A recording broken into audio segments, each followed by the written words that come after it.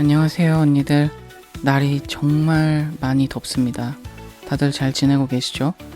그래도 이 폭염을 뚫고 다녀온 서울 퀴어 퍼레이드는 알차게 즐기고 왔습니다. 이번 날씨도 날씨지만 외국인들도 그렇고 정말 사람이 많았죠. 저희 활동가분들은 못 만났지만 그 와중에 제가 3월 방송 때 처음 말씀드렸던 안정적인 2030 레주 모임 팟캐스트 하시는 분들을 만났어요. 그 인파에서 몇 년을 퍼레이드를 가도 이 쌍방으로 아는 사람을 못 만났었는데 되게 신기하고 반가웠어요. 끝나고는 뒤풀이로 노래자랑을 가서 아주 신나게 즐기고 심지어 1등을 해서 상품도 받았어요. 이렇게 저는 아주 즐거운 퀴어 명절을 보냈다는 소식을 전합니다. 그러면 이제 7월의 셋째 주 저 만우가 준비한 퀴디어로그는 어떤 컨텐츠일지 기대 많이 해주시고 1부 시작하겠습니다.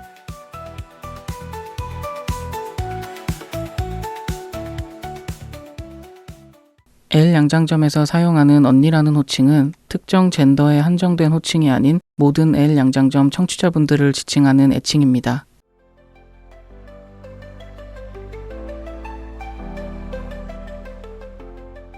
안녕하세요 언니들. 레주파 활동에 힘을 보태주세요. 기업은행 011-5513-0810 기업은행 011-5513-0810 자동이체를 통한 정기 후원 또는 일시 후원으로 L 양장점에 언니들의 사랑과 손길을 보내주세요. 언니들께서 후원해주신 금액은 방송 제작비로 소중하게 사용됩니다. 항상 저희 방송을 사랑해주시고 아껴주셔서 감사합니다. 6월에 레주파를 후원해주신 분들입니다. 맑은 날의 지렁이님. 올해에도 잊지 않고 레주파에 보내주신 사랑, 마음 깊이 간직하며 더욱 즐겁고 알찬 L 양장점을 만들어 가겠습니다. 감사합니다.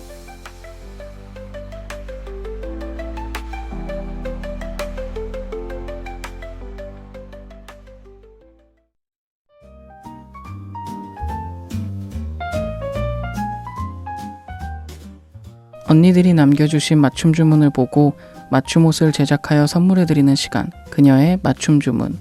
7월 3주차 맞춤 주문 손님은 6월님입니다. 6월님은 책 소개를 남겨주셨어요. 책 제목은 실현당한 사람들을 위한 7시 조찬 모임입니다. 우린 죽을 것을 알고도 살아가잖아요. 헤어질 것을 알고도 사랑하듯이. 대문자 T, 공감하려고 노력하는 T, 이런 수식어를 달고 다니며 우연히 시내 21에서 책 소개를 보았습니다. 난데없이 MBTI와 책에 대해 이야기를 한 것은 6월이 곧 지나가고 책을 보기 시작한 요즘에 다른 사람들도 같이 보면 좋겠다 싶어서 대문자 T가 흥미롭게 본 책인데 실제로 조찬 모임을 한다는 주제가 되게 낭만 같다는 생각이 들었습니다. 직업상 회사 사람들만 보는데 광화문 같은 오피스에서 일하는 분들은 이런 모임도 있을 수 있겠지 하고 상상해봤습니다. 1년에 이따금씩 덥지도 춥지도 않을 때 휴가를 빼고 평일에 청계천을 거닐면서 광장시장에서 군것질 거리를 먹으면서 멍 때리고 서점 가고 브라타 치즈 샐러드를 먹으러 카페에 가고 그러다 버스를 타고 집에 돌아오는 1년에 한두 번 하는 행사처럼 멍하니 올해도 지나가는구나 하게 되는 것 같아요. 요즘은 잘 안 쓰는 조찬이라는 단어가 영화에서 나오는 자유로운 프리랜서들의 아침 같지만 현실은 아니겠지만요. 그래도 헤어짐이 지난 슬픈 아침 같기도 하고요. 영화 연애담에서 지수가 윤주에게 새벽 동이 틀 때가 제일 춥다고 지나고 가라고 말한 부분이 생각나곤 합니다. 전에 항암 치료하던 시기에 모임에 나간 적이 있었는데 퀴어 축제와 영화제 뒤풀이 겸 밤을 샜던 모임이었어요. 밤새 수다 떨고 영화 이야기하고 나이에 상관없이 누가 더 바보력이 많은가 에피소드 대결을 했었는데 아침이 되어버려서 맥모닝 세트로 조찬을 하고 다음에 또 바보력을 뽐내보자고 결의를 다짐했지만 벌써 7년 전이네요. 한국은 비가 많이 온다고 유튜브를 보며 소식을 듣곤 합니다. 모두 건강하고 모임에 나왔던 그들도 건강하길 바라면서 우리 힘내요. 라는 사연을 보내주셨습니다. 네, 6월님 좋은 책 소개와 함께 예전 추억까지 전해주셔서 감사합니다. 책에 대해서 찾아보니까 올해 열심히 영화로 제작 중인가 봐요. 이 실현당한 사람들을 위한 7시 조찬 모임은 결국 지나간 사랑을 제대로 보내줘야 새로운 사랑이 찾아온다는 이야기를 하는 거잖아요. 실연의 아픔을 극복하고 성장하는 모습을 그리는 내용인데 정말 싫지만 세상의 이치라는 게 참 그런 것 같아요. 어떤 관계든 어떤 사람이든 상처를 마주하고 아픈 과정을 거쳐야 단단해지죠. 6월님이 말씀하신 것처럼 동틀 때가 가장 춥고 또 가장 어두운 그때를 지나야 밝아지고요. 당연하면서도 그 어두운 구간에 있을 때는 그게 얼마나 야속한지 몰라요. 곧 밝아지겠지 희망이 있다가도 또 한편으로는 대체 언제 끝나려나 어둡게 가라앉기만 하니까요. 항암 치료를 하던 시기에 했던 바보력 대결과 맥모닝 조찬은 지금 돌이켜봤을 때 유월님에게 되게 반짝반짝한 추억이 된 것 같아요. 글로 전해지는 마음은 그런데 제가 맞게 해석을 했을지 모르겠어요. 도원결의처럼 맥모닝 결의를 하셨는데 벌써 7년이 지났다는 게 뭔가 아쉬운 것 같기도 하고 그동안 열심히 바쁘게 사셨으려나 싶은 생각도 들어요. 이때 모였던 멤버들이 다시 모여서 그동안 어떻게 살았는지 궁금한 조참 모임 이렇게 해봤으면 좋겠는데 사연의 맥락이 약간 지금은 좀 실현되기 어려운 상황인 것 같죠? 참고로 한국은 장마가 끝나버렸다 하더니 바로 비가 왔어요. 그리고 엄청난 폭염이 지금 계속되고 있어서 걱정입니다. 이럴수록 정말 건강들 잘 챙기셔야 돼요. 유월님도 맥모닝 조참 모임 분들도 그리고 지금 듣고 계신 언니들도 모두 건강합시다. 이번 사연에는 신청곡이 없어서 제가 요즘 한창 빠진 K-POP 데몬헌터스의 노래를 하나 들어볼게요. 거기 헌트릭스라는 그룹이 나오는데 이들의 과거와 현재, 미래를 그린 곡 골든입니다. 숨기기만 하던 것은 이제 끝났고 열심히 살아서 이제 우리는 황금빛으로 빛날 것이다. 모두를 지킬 것이다. 이런 내용인데요. 추천하신 조참 모임 책처럼 상처를 딛고 밝게 빛나는 우리가 될 수 있길 바라면서 함께 헌트릭스의 골든 듣고 오겠습니다. 음악 듣고 왔습니다.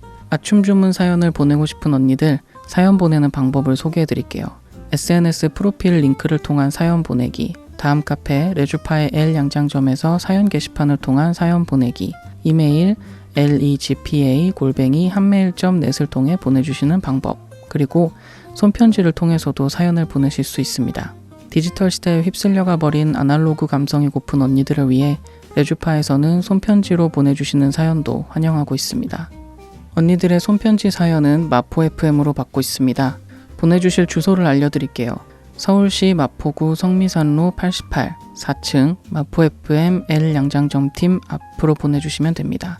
자세한 내용은 레주파 카페 공지사항 또는 레주파 SNS를 통해 확인하실 수 있습니다. 언니들의 사연 다음 주에도 기다릴게요.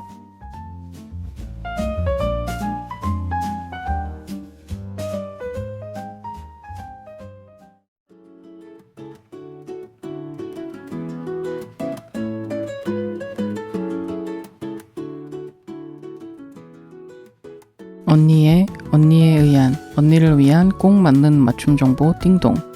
7월 3주차 띵동은 한국 성적 소수자 문화인권센터의 7월 행사 소식으로 시작합니다. 첫 번째 행사는 성소수자 나이듦 실용 강좌입니다.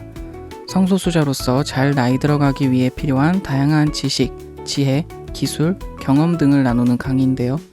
2022년부터 시작한 나이듦 실용 강좌가 올해부터는 5월부터 11월까지 쭉 진행한다고 합니다. 이번에는 성소수자 재무설계사 단체 MWP 머니 위드 프라이드에서 준비한 퀴어를 위한 금융백서 강의가 준비되어 있습니다. 총 3개의 강의로 진행되고 필요한 강의를 선택해서 신청하시면 됩니다. 강의는 매 회차 저녁 7시 30분부터 2시간 동안 진행됩니다. 7월 23일 수요일에는 2030 좌충우돌 금융성장기, 8월 20일에는 4050 퀴어들의 화려한 금융생활, 9월 10일에는 퀴어가 퀴어에게 알려주는 건강보험입니다. 모든 강의는 온라인으로 진행되고 참가비는 한 강의당 15,000원입니다. 강의 오픈은 각 강의 시작 1개월 전에 열릴 예정이라고 합니다. 해당 강의들의 자세한 정보는 물론이고 앞으로도 임신, 출산, 육아나 자동차 등 여러 온오프라인 강의가 준비되어 있으니 한국 성적 소수자 문화인권센터의 홈페이지나 SNS를 참고해주세요. 두 번째 행사는 성소수자 나이듦 수다회입니다. 저희가 간간히 소개를 해드렸었죠. 이번 7월의 주제는 맥주 들고 퀴어 수다입니다. 최고의 선물이자 위로가 되었다가 불행의 씨앗이 되기도 하는 술. 이 술과 함께 여러 썰을 풀어보는 자리가 될 예정입니다. 7월 18일 금요일에는 온라인으로 저녁 7시 30분부터 2시간 동안 수다회를 진행합니다. 다음 날인 19일 토요일은 오후 7시부터 이태원 이쪽 술집에서 만난다고 합니다. 정확한 장소는 참가자에게 개별 안내가 될 예정이에요. 참가비는 5,000원이고 이번 오프라인 수다회에는 맥주값을 각자 지참하셔야 한다고 합니다. 더운 여름밤 퀴어들과 맥주 수다회를 즐기고 싶은 분들은 역시 한국성적소수자문화인권센터 홈페이지나 SNS를 참고하시기 바랍니다. 세 번째 소식은 얼마 전 성황리에 마친 2025 서울국제도서전에 참여했던 레즈비언 출판인 연합에 대한 소식입니다. 이번 서울국제도서전에 출판사 화이트리버 남선미 대표, 우리집 진솔 김하나 공동대표, 움직시 노유다 나 낮잠 공동대표가 모여 레즈빈 출판인 연합으로 참여했습니다. 우리는 퀴어다. 우리는 출판하는 사람이다. 우리는 멸종위기의 코끼리, 악어, 오리다. 우리는 출판이 소수자성의 감각을 담을 수 있다고 믿는 사람들이다. 퀴어 독립출판사 3곳을 운영하는 오픈리 레즈비언 출판인인 이 5명의 대표들이 사전에 작성한 다이크 공동선언문의 일부입니다. 움직시 노유다 공동대표는 우리는 살아있고 일하고 있고 말하는 존재라는 것을 공표하는 선언문 낭독이 레즈비언의 오랜 전통이지만 동아시아에서는 아직 희소하다. 어쩌면 가부장제와 자본주의에 의해 가장 희생당하는 존재라는 방증이라며 이번 도서전에서 여성 레즈비언 출판인이 얼굴을 드러내고 선언한 것은 자신의 존재와 노동을 걸고 한 일이라고 밝혔습니다. 도서전 기간에 이들이 낭독한 것은 다이크 공동선언문뿐만이 아닙니다. 사전에 신청을 받거나 현장에서 섭외한 레즈비언 커플 2쌍이 코엑스에서 수만 명의 사람과 수백 권의 책이 지켜보는 가운데 결혼식을 올리고 성혼선언문을 낭독했습니다. 움직시 나 낮잠 공동대표는 이번 도서전을 마무리하며 델마와 루이스가 낭떠러지에서 떨어지는 기분으로 시작한 일이다. 출판은 가난한 다이크가 할 수 있는 최고의 실천이다. 펜 한 자루만 있다면 우리는 자신의 역사성을 지킬 수 있다. 이게 텍스트의 힘이다 라고 정리했습니다. 우리집 김하나 공동대표는 출판이 세상에 우리를 기입하는 영속적인 일이라고 회고했으며 화이트리버 남선미 대표는 책은 믿음의 대상이 아니라 믿음을 질문하게 만드는 구조라고 생각한다. 이번 도서전에 연대체로 함께하면서 상호 의존 감각, 구석에 있었지만 중심이라는 느낌을 처음 경험했다. 책도, 책 축제도 독자에게 이런 감각을 줘야 하지 않겠냐는 질문으로 이번 도서전을 마무리했습니다. 그럼 2025년 7월 3주차의 띵동은 여기까지. 다음 주에도 다양한 소식으로 돌아올게요.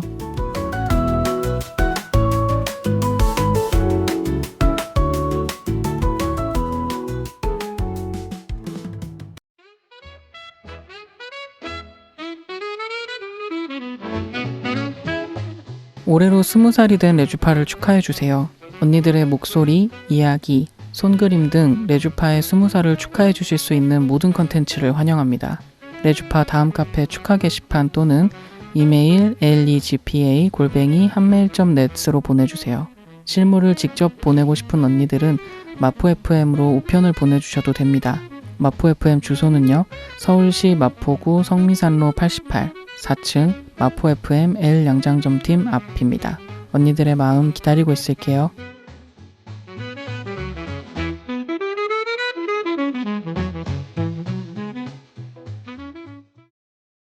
퀴어 라디오 L 양장점은 무지개처럼 다양한 즐거움을 드리기 위해 주차별 고정 코너를 진행하고 있습니다. 이번 방송은 만우의 3주차 방송 퀴디어 로그입니다. 언니들이 뭘 좋아할지 몰라서 다 준비해봤어요. 같이 들어요. L 양장점.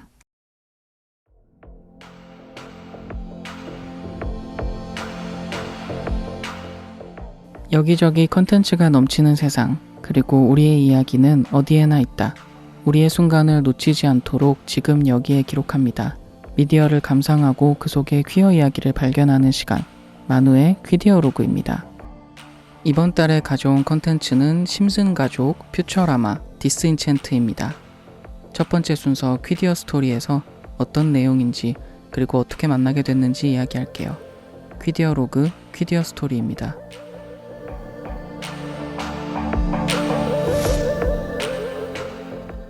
이번에는 새 작품을 들고 왔는데요. 사실 이건 하나로 묶을 수가 있어요. 바로 심슨가족 제작자 맷 그레이닝과 그 제작팀의 작품이라는 거죠. 제가 이 새 작품에서 가장 크게 배운 거는요. 바로 일상과 사랑입니다. 왜 그렇게 됐는지 작품 설명을 하면서 이야기를 해볼게요. 제가 그동안 진행한 퀴디어 로그를 들으신 분들은 일단 이 만우라는 사람이 영미권 애니메이션을 엄청 보는 사람이구나.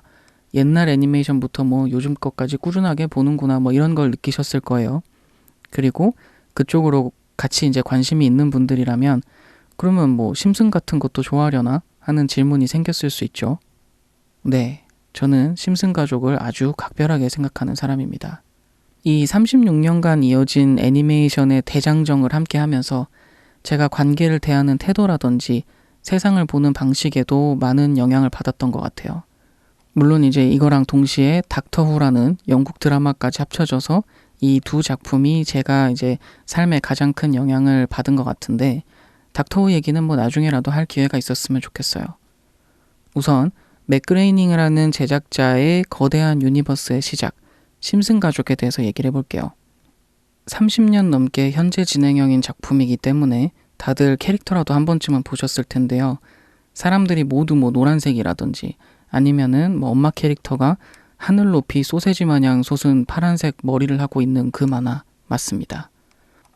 1989년부터 방영 중이라서 미국 시트콤과 애니메이션 역사상 가장 길게 방영된 프로그램이고 미국 만화의 교과서라고 불릴 만큼 많은 사람들에게 영향을 준 작품입니다. 그리고 시대를 담아내는 거울이라고 할 수 있어요. 특히 뭐 요즘에 무한도전에는 없는 게 없다 뭐 이런 밈이 있잖아요. 거기서 뭐 예전에 찍었던 어떤 컨셉이라든지 장면 같은 게 현재 와서 맞아 들어가는 것들이 많아서 마치 미래를 예견한 것 같다 뭐 이런 내용인데 전 세계적으로는 심슨 가족이 그런 역할을 하고 있어요. 뭐 대통령 선거 결과라든지 뭐 어떤 사회적 큰 흐름을 진짜 뭐 점쟁이처럼 맞추는 장면들이 꽤 돼서 계속해서 사람들 사이에 오르내리는 그런 작품입니다. 또 이제 카우치 개그라고 해서 오프닝에서 각자 생활하다가 이제 온 가족이 TV 앞 카우치 그 소파에 앉는 장면마다 살짝 개그 요소를 넣는 게 또 특징이죠. 패러디도 많이 하는데 패러디 오프닝 중에 우리 퀴디오로그 가장 첫 방송 어드벤처 타임을 패러디한 것도 있어요. 당연히 뭐 5월에 방송했던 전부 애거사 지시아의 마블을 패러디한 것도 있고요. 그러면 카우치 개그가 나오는 심슨의 유명한 오프닝 테마곡 한번 듣고 오실게요. 심슨 가족이 미국 TV 애니메이션 시리즈의 교과서라고 한 만큼 지금은 이제 그런 형식이 많지만 처음 나왔을 때만 해도 애니메이션으로 시트콤을 한다는 것 자체가 신선했던 걸로 기억이 나요. 맨 처음에는 트레이시 올먼 쇼라는 코미디 프로그램의 한 코너로 들어갔었어요. 2년 정도 방영하다가 반응이 좋아서 이제 정규 프로그램이 됐고요. 저는 이제 뭐 카툰 네트워크, 뭐 니켈로디언, 투니버스 이런 걸 많이 보던 애였는데 어느 날 이제 밤늦게 가족들 몰래 투니버스를 켰는데 저 노란 캐릭터들이 나온 거예요. 지금도 가끔 하는 것 같긴 한데 뭐 이제 그때 더빙이 아니라 자막 버전으로 해서 방송되는 걸 본 거죠. 그게 되게 긍정적으로 충격적이었던 것 같아요. 그리고 막 가족들의 간섭에서 벗어나서 나 혼자만 보는 만화, 나 혼자만 이해하는 그런 세계 뭐 이런 기분이 들어서 그때 되게 자유롭고 일탈을 한다 이런 느낌이 들었었어요. 그때부터 이제 지금까지 꾸준히 보고 있답니다. 여담으로 그때 당시랑 지금 디즈니 플러스에서 서비스하는 초창기의 심슨 가족은 주인공 부부가 동갑인데도 자막에서는 이제 아내가 남편에게 존댓말을 해요. 애초에 이 제작진들의 특성상 모든 것을 풍자하기 때문에 당시에 파격적으로 둘을 동갑으로 설정한 것도 있을 텐데 우리는 아직 그걸 못 받아들였던 것 같아요. 그리고 지금 OTT에서 서비스되는 버전은 뭐 꾸준히 생각날 때마다 의견을 보내는데도 수정이 안 되는 거 보면 뭐 또 회사 내 사정이 있겠죠. 일단 심슨 가족 얘기는 여기까지 하고요. 같은 제작진이 만든 퓨처라마도 한번 볼게요. 심슨 가족이 80년대 후반부터 현재까지의 미국 사회를 보여준다면은 퓨처라마는 3000년대라는 미래를 배경으로 하는 작품이에요. 퓨처라마라는 그 이름 자체는 1939년 뉴욕 세계박람회 전시관의 이름인데 그 전시관을 당시 기준으로 20년 뒤의 미래인 1959년을 묘사하게끔 만들었다고 합니다. 제작진들이 아마 심슨이 이렇게 오래 할 줄 모르고 차기작으로 준비를 했던 것 같은데 1999년부터 2003년까지 방영이 됐고 방송사에서 제작 중단을 시켰다가 또 2007년에 부활했다가 또 멈췄다가 2010년에 다시 했다가 13년까지 방송을 하고 또 이제 또 중간에 멈췄다가 23년부터 다시 시작해서 지금은 이제 시즌 12까지 홀로와 디즈니 플러스에서 방영을 하고 있죠. 피자 배달부 프라이라는 주인공이 어떤 사고로 2000년 새해 첫날에 냉동이 됐다가 3000년이 돼서 깨어난 후의 사건을 시트콤 형식으로 보여줍니다. 이쪽은 이제 피부색이 실제 인간 피부색이랑 비슷해요. 그래서 심슨을 많이 봤던 저는 같은 그림체인데 피부색이 노랗지 않아서 처음에 되게 어색했었어요. 어쨌든 여기는 이제 1000년 전에도 피자 배달부였는데 1000년 뒤에도 택배 배달을 하게 된 프라이와 같은 회사에서 근무하는 사람들이 하는 모험, 사랑 이런 얘기를 주로 해요. 심슨 가족에 비해서는 조금 더 이제 새로운 형태의 가족과 삶의 모습을 보여주고 더 성인 쪽에 타겟이 맞춰진 것 같더라고요. 미래 사회답게 로봇도 나오고요. 또 행동 반경이 우주 전체로 이제 확장이 돼서 여러 외계인들도 나옵니다. 하지만 사는 건 다 똑같아요. 비슷한 문제가 생기고 이제 소재 고갈이라든지 매너리즘 비판이 어쩔 수 없이 나오고 있는 심슨 가족에 비하면 이제 조금 더 현대적인 소재들이라고 볼 수 있어요. 하지만 진행 방식이나 캐릭터 사용 방식은 오히려 좀 제가 느끼기에는 심슨 가족에 비해서 조금 더 보수적이랄까요? 좀 더 소년 만화 같은 느낌이 돼서 아쉽기는 합니다. 저는 어쨌든 심슨 가족 제작진이 만들었다. 미래 SF 같은 느낌이다. 하는 순간 바로 보기 시작하긴 했어요. 아까 말씀드린 것처럼 제작상의 이유로 이제 자꾸 프로그램이 취소됐다가 잊을만 하면 나오고 그래서 심슨 가족보다는 임팩트가 덜하기는 했지만요. 그래도 지구가 31세기를 배경으로 해서 인간, 로봇, 외계인, 돌연변이까지 섞여서 사는 그런 다문화 사회로 나오고 지금의 문제점이 더 극단적으로 묘사가 된다든지 아니면은 미래와 현실의 그 패러디, 풍자 이런 게 많아서 또 보는 재미가 있는 그런 작품입니다. 확실히 시청자 타겟도 높아지고 막 이제 여러 번 방송사도 막 중단되고 옮겨다니고 하다가 케이블로 넘어가다 보니까 심슨 가족에 비해서 여러모로 수위가 높아요. 그래도 이제 훨씬 많은 블랙 조크라든지 저급도 있고 고급 유머도 있고 그런 생각할 거리들을 던져주기도 하고 그렇습니다. 예를 들어서 수학이나 과학과 관련된 농담들이 되게 많아요. 작가들 중에 그쪽 석박사들이 많아서 관심이 있으시다면은 퓨처라마 보시면서 이런 류의 농담을 찾아보시는 것도 재밌을 것 같아요. 여담으로 이제 퓨처라마는 한국에서는 인지도가 훨씬 더 낮기는 한데 입 다물고 내 돈 가져 하는 그 Take My Money 하는 짤 있잖아요. 그게 바로 여기에서 나온 겁니다. 그리고 2010년에는 또 SF 애니메이션 중에 그 당시까지는 가장 비평이 좋았던 애니메이션으로 기네스북에도 등록이 됐었다고 하네요. 그러면 마지막 작품을 살펴보기 전에 심슨 가족에서 조금 더 현대로 넘어온 퓨처라마의 오프닝 곡 잠깐 듣고 오겠습니다. 그리고 이제 마지막으로 디스인챈트를 살펴볼게요. 원래는 디스인챈티드인데 넷플릭스에서 한국어로 바꾸면서 디스인챈트가 됐어요. 이거는 2018년부터 23년까지 방영이 됐었고요. 일상 가족물 갔었고 미래 SF물 갔으니까 이제는 판타지로 갑니다. 중세를 배경으로 마법도 있고 과학이 이제 막 도입되기 시작하는 그 스팀펑크적인 면도 있는 그런 설정이에요. 중세 판타지 왕국의 공주 빈과 엘프 엘포 그리고 악마 루시가 함께 이제 빈의 운명 개척 및 여러 탐험을 해요. 여기서도 이제 심슨 가족과 마찬가지로 많은 풍자와 개그가 나옵니다. 그리고 이제 앞에 두 작품에 비해서는 일상 시트콤이라기보다는 어떤 그 큰 사건을 위해서 복선을 계속 깔아놓고 가는 형식이고 가볍게 이야기 따라가면서 보기에 좋은 작품입니다. 제가 이 세 작품에서 일상과 사랑을 배웠다고 했잖아요.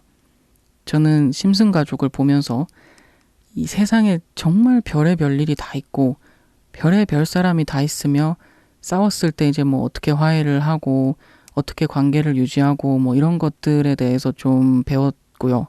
그리고 마지 심슨과 호머 심슨의 이 두 부부의 관계를 보면서 물론 이게 다 이제 통하는 건 아니지만 그래도 일상의 크고 작은 문제를 좀 어떻게 해결을 해야겠다. 문제를 어떻게 바라봐야겠다. 이런 식의 대처 방법을 배웠던 것 같아요.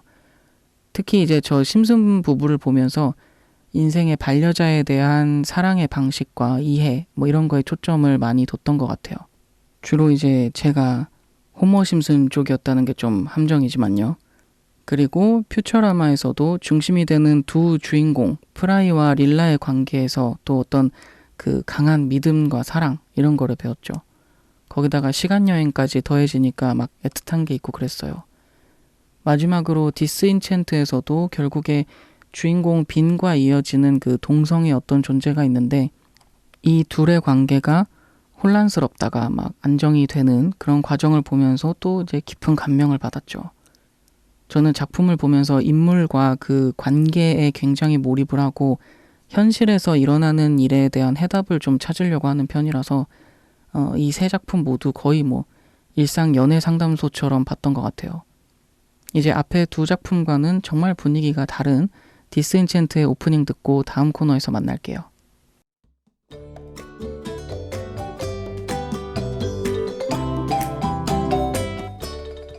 이거 퀴어 코드? 곳곳에 스며있는 퀴어 코드를 발견하는 퀴디어로그의 보물지도, 퀴디어로그의 두 번째 순서, 무지개 필터입니다.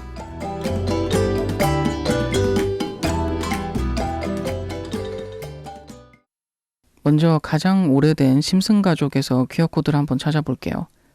오래됐기 때문에 시대가 변해온 흐름을 볼 수 있다는 장점이 있어요. 대표적인 캐릭터로는 웨일런 스미더스라는 캐릭터가 있습니다.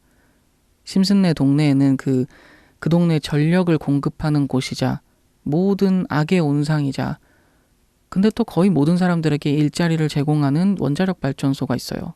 이곳의 사장은 심슨 가족 시리즈의 빌런인 몬티 번즈예요. 이 번즈 사장의 비서로 있는 사람이 웨일런 스미더스입니다. 2000년대 초반까지만 해도 이 스미더스가 벽장 게이로 나왔었거든요. 그래서 은근슬쩍 뭐 번즈 사장을 짝사랑하고 이 사람의 취향이 어떻고 뭐 이런 요소들만 나왔었어요. 그러다가 2016년 에피소드에 공식적으로 커밍아웃을 하게 됩니다. 이때 시청자들 반응이 반으로 갈렸는데 대박이다. 커밍아웃 했다. 심슨에 이제 공식 게이 캐릭터가 생겼다. 이러면서 환영하는 쪽이 있었고요. 다른 한쪽은 기쁘기는 한데 그걸 누가 몰랐냐? 몰랐던 사람 손? 약간 이렇게 놀리는 반응이었어요. 저 당시에 이제 미국이 2015년에 동성결혼 합법화가 됐기 때문에 그때에 대한 아마 헌정이 아니었을까 생각합니다. 근데 저는 이제 이쪽보다도 더 와닿았던 캐릭터가 엄마 마지 심슨의 쌍둥이 언니들이었어요. 쌍둥이인데 한쪽은 퀴어가 아니고 한쪽은 레즈비언으로 정체화를 했거든요. 지금의 시각으로 보면은 뭐 불량이나 뭐 이런 게 한없이 아쉬울 수는 있겠지만 1990년대 당시에는 미국에서도 손에 꼽을 정도로 적었던 퀴어 캐릭터를 벽장과 오픈 모두 애니메이션에 넣은 거였죠.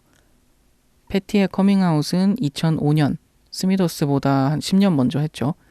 저 당시에도 미국에서는 동성결혼에 대한 여러 주의 막 엇갈린 판결이라든지 굉장히 큰 혐오 세력 반발도 있었고 일부 주에서는 또 이제 혐오 범죄의 개념에 대한 그런 범주를 늘린다든지 하는 그런 여러 가지 큰 변화들이 있던 시기였어요. 지금은 여러 이유로 뭐 이제 인기가 조금은 사그라들긴 했어도 심슨이 당시에 엄청난 프로그램이었는데 거기서 퀴어가 그것도 레즈비언이 커밍아웃을 한다. 이건 정말 대단한 일이었거든요.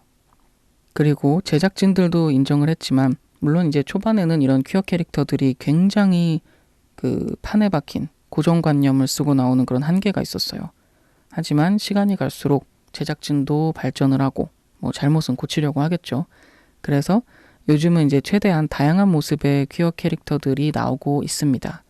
그리고 뭐 아무리 예전에 틀에 박힌 캐릭터들이 나왔다고는 하지만 그 캐릭터가 따로 노는 게 아니라 심슨네 가족과 같이 어울리면서 이 사람들의 편견을 바꾸고 여성성, 남성성에 대한 관점을 바꾸기도 해요.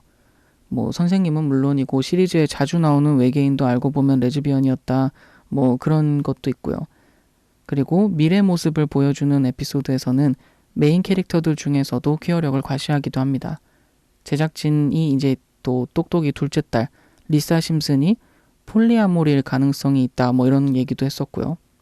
또 성우도 마찬가지로 심슨이 좀 몇몇 성우에게 배역이 몰리는 문제가 있었는데 점점 더 다양한 성우풀을 만들고 있기도 합니다. 이렇게 격동의 미국 퀴어 커뮤니티의 역사를 함께했던 심슨 가족에서 먼저 퀴어 코드를 찾아봤습니다. 그러면 잠시 노래 하나 듣고 올게요. 아까 소개한 스미더스 커밍아웃 에피소드에 나오는 축하곡인데요. 여기저기서 많이 효과음처럼 들어보셨을 거예요. 쿨 앤 더 갱의 셀러브레이션입니다.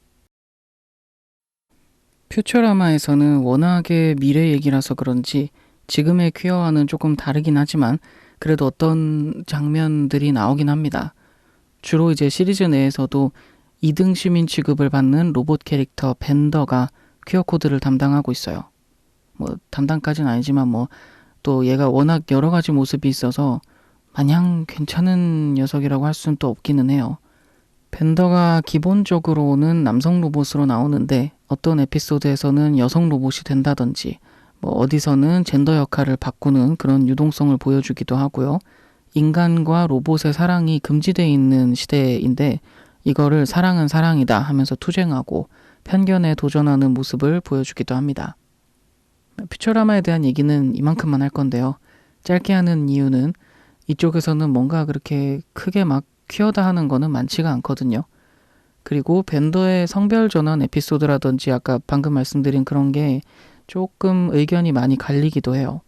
작품 자체도 이제 너무 미래 얘기라서 그런지 굉장히 포괄적이고요. 하지만 맥그레이닝 세계관을 퀴어적인 눈으로 보자면 심슨 가족이 뿌리가 되고 퓨처라마가 나뭇가지가 돼서 디스인챈트라는 열매가 열렸다고 볼 수 있을 것 같아요. 그래서 이 세 가지를 한꺼번에 가져오게 됐습니다. 그럼 이제 열매에 해당하는 디스인챈트를 한번 볼게요. 여기서는 중세 판타지 왕국의 공주 빈이라는 캐릭터가 나오죠. 이 캐릭터가 처음에는 왕자와 하게 되는 정략 결혼식에서 도망을 쳐요. 그리고 나머지 친구들이 이제 엘프랑 악마를 데리고 모험을 떠납니다. 그러면서 정체성에 대한 고민을 해요. 어떤 그 스포일러 여자 캐릭터를 만나서 공주로서의 의무 그리고 자신의 자유 이런 고민을 나누면서 가까워지고 또 결국에는 연인이 되어가는 그 과정 이렇게 바이섹슈얼 캐릭터를 우리가 발견하게 되는 거죠. 이 빈 공주의 성우도 바이섹슈얼이라고요.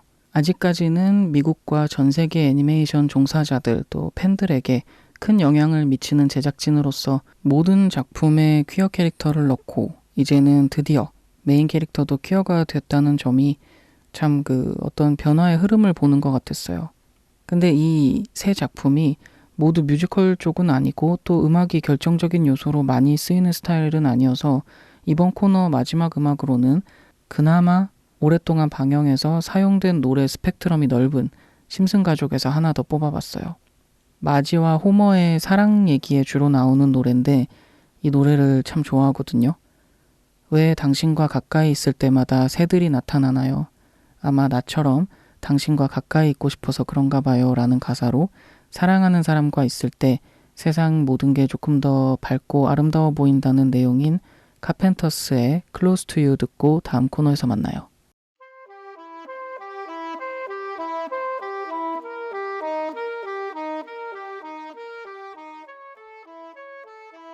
이미 보신 분들은 추억 여행을 하고 아직 안 보신 분들은 솔깃한 마음이 드셨길 바래요. 마지막으로 명장면을 뽑아서 언니들 주머니에 담아드릴게요. 생각날 때 꺼내볼 수 있도록. 퀴디어로그 마지막 코너 퀴디어 스틸컷입니다.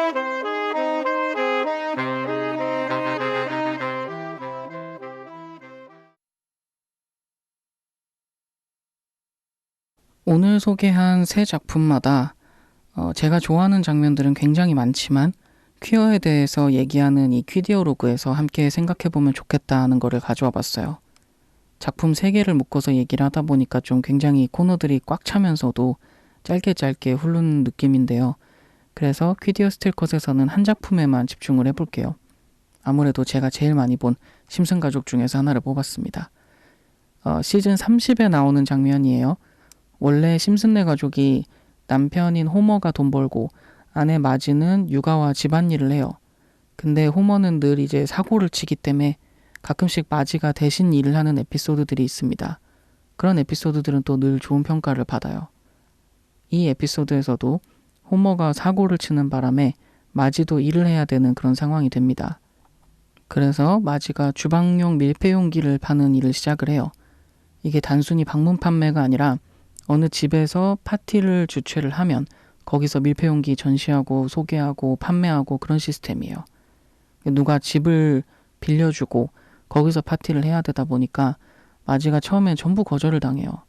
그리고 이제 우연히 동네 게이 미용사에게 조언을 구하게 됩니다. 이때 이제 네가 화려하게 드래그처럼 꾸미고 자신감을 얻어서 우리 퀴어 친구들에게 판매를 해보면 어떻냐라는 말을 들어요. 내면의 아름다움과 자신감을 끌어내겠다는 이 미용사의 도움을 받아서 화려하게 치장을 한 마지는 성공적으로 파티와 판매를 마쳐요.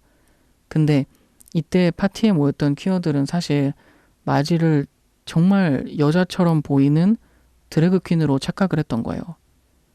마지는 심슨 가족 캐릭터 중에 가장 특징적인 캐릭터이기도 한데 그 이유가 이제 첫 번째는 하늘 높이 솟은 그 파란 머리고 두 번째는 엄청나게 허스키한 목소리란 말이에요. 애니메이션에 관심이 없는 이제 저희 가족들은 제가 그거 보고 있으면은 너 또 저 목소리 이상한 노란 거 보냐고 막 그럴 정도로 이런 부분에서 사실 그리고 저도 공감을 하는 게 뭐 지난 방송에서도 몇 번 말했지만 성별 오해를 많이 받거든요. 또 목소리만 듣는 상황에서도 마찬가지고요. 그래서 드래그 퀸인 줄 알았다는 말을 듣고 마지가 되게 당황을 해요. 근데 도와줬던 미용사가 밀폐용기 제일 잘 팔기로 유명한 게 드래그 퀸들이다. 이러면서 또 제작진들이 잠깐 화면을 멈추고 실제 기사 링크들을 막 쭉 보여줘요. 그리고 거기에 이제 마음이 움직여서 그동안 가족을 위해서 헌신하고 뭐 또 어떻게 보면 꽤나 보수적이었던 마지가 화려한 드래그를 하고 무대에 오르게 됩니다. 메이저 애니메이션의 가족 시트콤이고 오래됐고 퀴어가 주제가 아닌 작품에서 드래그쇼가 나오는 거는 저는 처음 보는 것 같아요. 다른 퀸들과 같이 무대에 오른 마지를 위해서 미국 드래그쇼 서바이벌로 유명한 루폴이 노래를 합니다. 아주 막 화려하고 엄청 번쩍번쩍하고 그런 런웨이 무대고요. 시즌이 30이니까 거의 30년 동안 엄마 역할만 했던 마지에게 엄마의 의무를 내려놓고 도전하고 당당한 사람이 되라는 내용의 공연이 열립니다. 마지도 이제 노래에 맞춰서 좀 더 되게 진하게 화장을 하고 그 미국의 1950년대 가정주부 이렇게 검색하면 나오는 그런 이미지처럼 옷을 입고 있어요. 그러다가 엄마라는 뭐 틀을 벗어라 할 때 날개 달고 뭐 공중 뜨기도 하고요. 심슨 가족에서 만만치 않게 인기 많은 막내딸 매기, 얘는 이제 아직 말을 못하는 애기인데 이 애기도 아주 화려한 운동복 입고 춤추고 이런 귀여운 장면도 나옵니다. 그리고 노래가 클라이막스로 올라가면서 마지가 아주 화려한 정말 심슨 가족이 심생 처음 보는 그런 화려하고 글래머러스한 드레스를 입고 나타나요. 그렇게 웃으면서 공연이 마무리가 됩니다. 사실 저는 이제 드래그쇼가 약간 좀 길티 플레저예요. 좋아하지 않는데 한번 보면 또 계속 보게 되고 그런 느낌으로요. 왜냐면은 이제 모든 퀴어들이 화려하게 꾸며야지만 당당해지는 그런 건 아니잖아요. 그리고 모든 여성의 아름다움이라는 게 또 드래그와 같은 그런 형태도 아니고요. 제가 좋아하는 형태의 드래그는 그 어떤 성별도 아닌 그런 자기 몸과 이런 소품을 활용을 해서 하는 기발한 예술이거든요. 뭐 예를 들면 뭐 화려하고 허리 쫙 매고 가슴 키우고 화장 강하게 하고 이런 드래그보다는 가발이랑 뭐 장갑 벗으면 꽃잎이 막 떨어진다든지 뭐 옷에 어떤 장치가 있어서 눈앞에서 장면 전환이 된다든지 뭐 이런 거 말이죠. 그래서 이 회차 이게 working mom인데 그 work를 그 드래그에서 많이 쓰는 WERK 그거 써가지고 하는 그 에피소드에서 마지가 화장하고 과감한 옷을 입고 높은 힐 신고 드래그를 했다. 이거에는 그 자체는 그렇게 큰 감흥은 없었어요. 근데 그것보다는 그냥 이제 시간이 정말 많이 흘러서 심슨 가족에서 드래그 쇼를 다 보네. 그런 생각도 들고 맨날 이제 착한 소리만 한단 말이에요, 마지가. 근데 당당하게 막 상대방이 누가 비꼬면은 받아친다든지 그런 장면들이 인상적이었어요. 시청자들의 평가도 엇갈렸었죠. 마지가 당당해지고 용기를 얻는 과정에 퀴어 문화 중 하나인 드래그를 사용한 거나 뭐 드래그랑 요거 대표하는 루폴이 극 중에서 한 긍정적인 역할, 이런 점에 대해서는 호평을 하기도 했지만 제가 말한 것처럼 이 여성성이나 퀴어에 대한 고정관념을 부추긴다, 이런 비판도 있었어요. 메이저 장수 프로그램에 등장한 드래그쇼에 대한 여러분들의 생각을 궁금해하면서 이번 달 퀴디어 스틸컷 맞춰보겠습니다.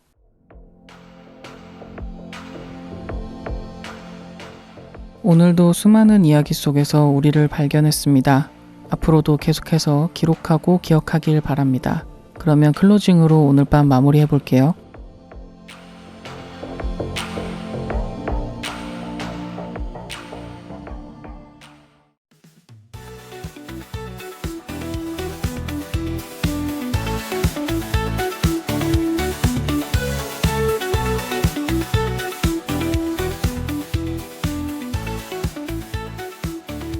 오늘은 작품 3개를 가져와서 굉장히 바쁘게 끝난 것 같아요. 다들 이 맥그레이닝의 세계관에 얼마나 다양한 경험을 갖고 계실지 궁금합니다. 특히나 이제 심슨 가족은 제가 지금까지 가져온 퀴디어 중에서 가장 오래되기도 했고 가장 포괄적이기도 하죠. 가장 퀴어에 가까운 거는 최근작인 디스인챈트고 그 사이 어중간한 게 퓨처라마라고 볼 수 있어요. 하지만 이제 전반적으로는 그냥 저한테는 삶에 대한 생각을 하게 해주는 작품들이라고 생각을 합니다. 당장의 문제에서 한 발짝 멀리 떨어져서 전체적인 인생의 흐름을 좀 생각해 보게 하는 것 같아요. 오랜 기간 동안 함께하는 혈연이나 새로 만든 가족, 새로 만든 인연, 이런 관계, 그 관계가 발전하는 모습, 다툼이나 화해, 세상 일을 대하는 자세, 이런 여러 포인트들을 알려주기도 하고요. 또 제작진과 등장인물들도 세월이 가면서 변하잖아요. 그 30년 전의 심슨 가족 초반 시즌을 지금 와서 보면 진짜 깜짝 놀랄 장면들이 되게 많아요.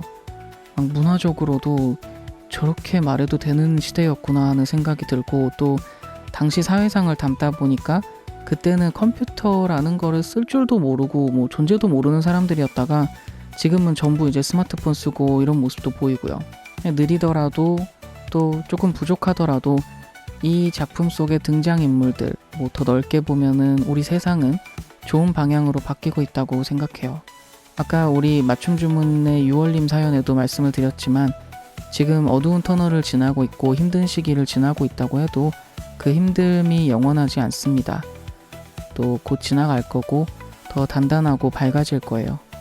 힘든 시기에는 일어나서 막 씻고 밥 챙겨 먹는 것만 해도 대단한 겁니다. 꼭 정신적으로 힘든 시기가 아니더라도 너무 덥고 습하고 이런 이 계절을 그 자신에게 솔직하고 친절하게 잘 보내보자고요. 오늘 소개한 퀴디어들처럼 시간이 흐르고 나서 되돌아보면은 많은 성장을 했구나 느낄 수 있을 거예요. 그때까지 퀴디어도 즐기고 밥 잘 챙겨 먹고 잘 자고요. 우리는 다음 달 3주차 만우의 퀴디어 로그에서 또 만나요. 그럼 언니들 잘 자요. 굿나잇.